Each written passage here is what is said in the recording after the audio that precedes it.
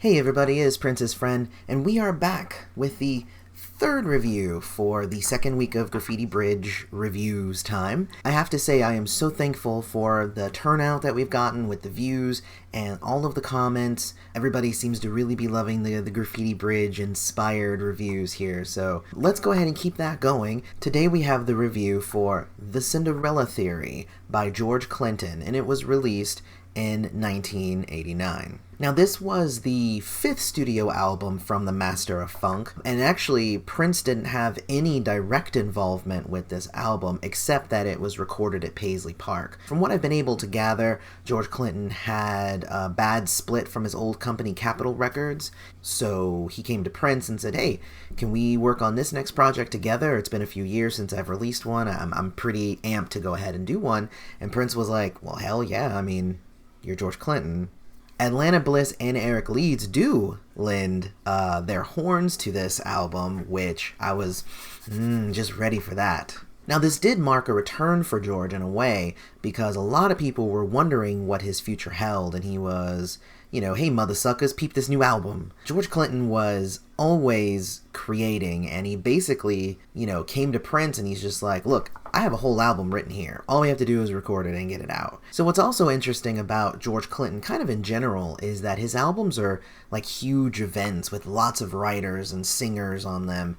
Some of them are songs that he wrote, and some of them are ones that other people wrote, but it's really just kind of one big party on his album. So I was very excited to pop this one in. Let's go ahead and go over the tracks and let's see what we found out. And you finally get to see your story now on your own. Airbound. Whoa, whoa, whoa. Whoa, whoa, whoa. Me, oh my. Whoa, whoa, whoa. So the album actually starts off really funky. It's a song about getting high. So high, your ears pop and you feel like you're traveling to another place. You feel like you're airbound. Not super creative in the metaphor, but I think it really works for this song. It's sung with the P-Funk chorus. You can't really even discern George's voice in all of the cacophony. Musically, I dig it. There's even a little bit of piano thrown in at the end for good measure. Lyrically, they repeat themselves a bunch, but it's more about it being kind of a party song, and it's about the feeling and, you know, not necessarily about clever lyrics. But we are off to a good start. Shots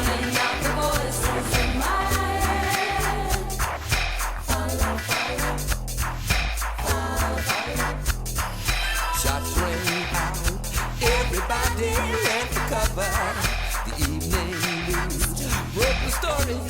Two mothers, one son's dead. So this was George's social awareness song. He talks about black-on-black violence, police brutality, propaganda, that is the media, and all the things that are actually really important. Public Enemy even jumps on the track and adds a little bit more flavor to it, but not by much. You see, George does 3 verses and choruses, and then Flava Flav jumps on and says, you know what I'm saying? You don't know what I'm saying. Did you know what I'm saying? I know what I'm saying, but do you know what I'm saying? For like a long time. Then Chuck D kind of ends the song with a pretty darn good rap, and then it kind of fades out while he's still rapping. I don't know, it feels like they were just in the studio and just riffing on the track and didn't really have a direction that they wanted to go in when they started. All of this and then a repetitive beat, I don't know, it makes it easy to miss the message of what the song is. It's like almost 7 minutes long, and yet I don't feel like there is a cohesive song here. So I was excited about this one with Public Enemy on it, but it ended up falling flat for me. Cinderella Theory, try these on, see if they fit. It's the Cinderella Theory, try these on, see if they fit. Oh, if they fit, it was you. So this song is pretty funny. It's about George going skinny dipping and seeing a beautiful woman who runs off without putting her swimsuit back on. So he goes around trying to get every woman that he sees to try the swimsuit on so he can try and find her. I laughed when I heard the song, and I'm laughing just kind of explaining the song to you. I don't really know what George was thinking in terms of his voice on this song, because it really goes off course, but conceptually, it's a pretty funny and great song. Why should I dog you out? Susie, dog you out. Snoopy, dog you out. Spud, dog, Mama do, dog you out.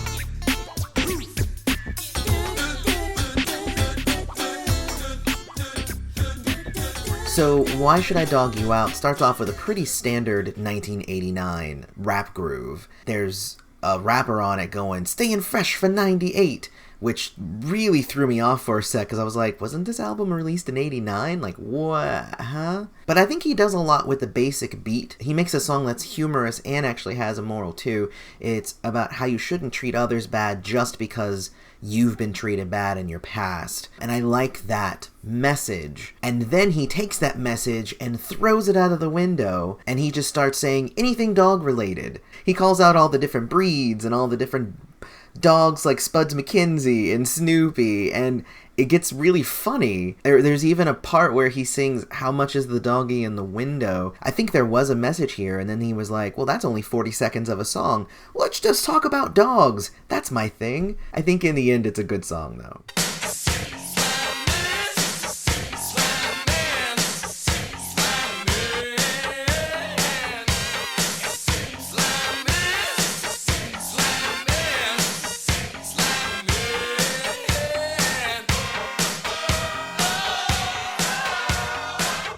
So this song starts off with a crazy awesome bass line driving it, but the song is kind of lacking lyrically. Slammin', I'm not sure if that's a lead up to sex or if that's a lead up to jamming out on stage or whatever it is, whatever you think slammin' is. I don't know. The song is like, are you ready? Because I don't want any fakes, but are you ready now? Because eeny, meeny, miny, mo, and are you ready now? I'm serious about Slammin', I'm serious, but are you ready now? I mean, it's just like, it was very repetitive, it didn't really seem to go anywhere. I could see this song being done like during sound check, but it's really hard to take serious slamming seriously, not without a major change to the lyrical content. I think it started off good, and then I was disappointed near the end.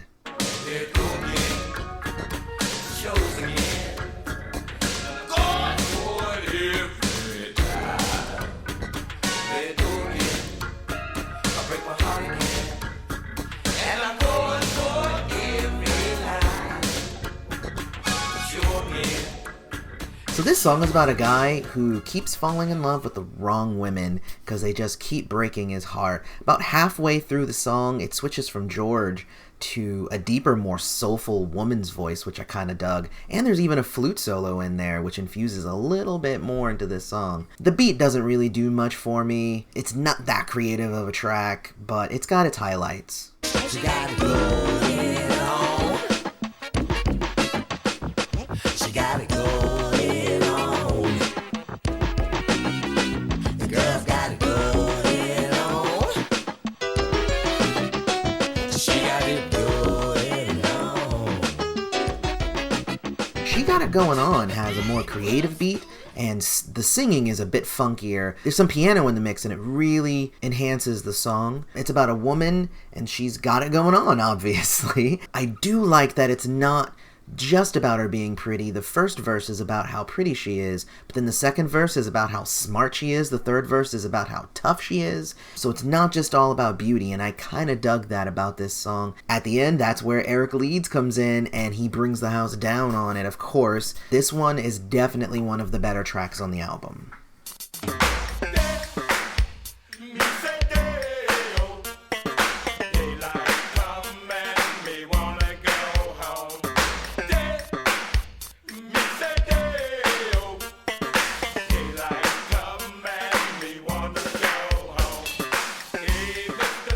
So when I read that it was the Banana Boat song, I was like, okay, it must be a song also called Banana Boat Song, but nope, it is literally a funk version of the Banana Boat song, Daylight Come and Me Wanna Go Home. Yes, that song. It's a straight up cover. I was not expecting that. There's some really good bass work in it. I think it's a great cover for a song that everyone really kind of knows. It's got some amazing horns from Atlanta Bliss and Eric Leeds in the mix there. I think that it was a successful cover, and I think that was hard to do with this song. Put your mouth on me, baby, put your mouth on me. I want your mouth all over my mouth. So put your lips and let me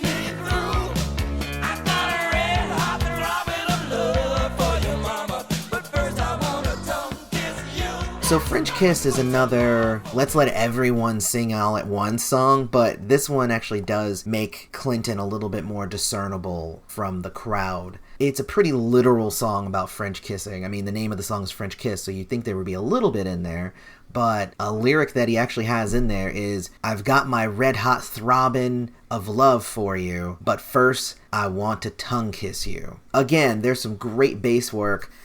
Like the whole album, so I should probably just stop saying it. Whoever did the bass, amazing. This song, though, I just don't know. It seems like it's here to kind of fill the album. It's not bad, it's just not terribly creative. She done come my home. Up on the broomstick riding loud.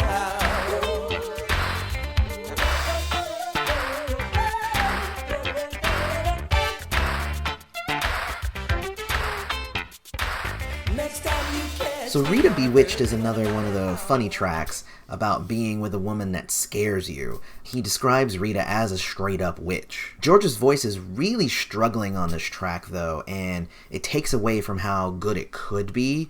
My favorite line is, I'm not afraid of your flame, but don't let it burn my thang. That's a classic line, but really, it's not that great of a song. my credit card, baby.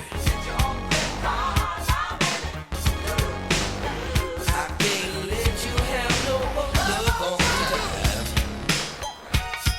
Oh, and your credit rate is going down, baby.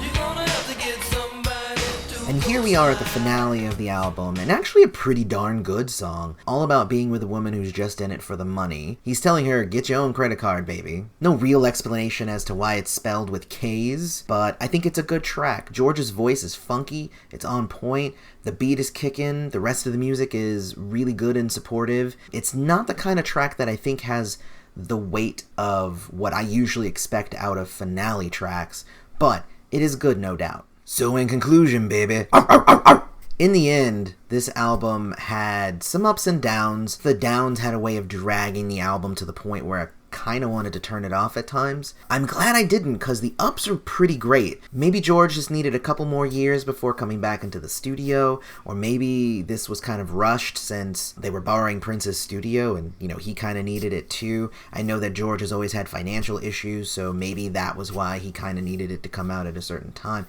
I have no clue, but this album is far from perfect. I'd likely give it 2.5 out of 5 stars if I were to rate it. It just really missed the mark. But what did you think of the Cinderella Theory? Let's discuss it down in the comments. And while you're at it, don't forget to like the video, subscribe to the channel, and hit me up on Facebook and Twitter. May you live to see the dawn.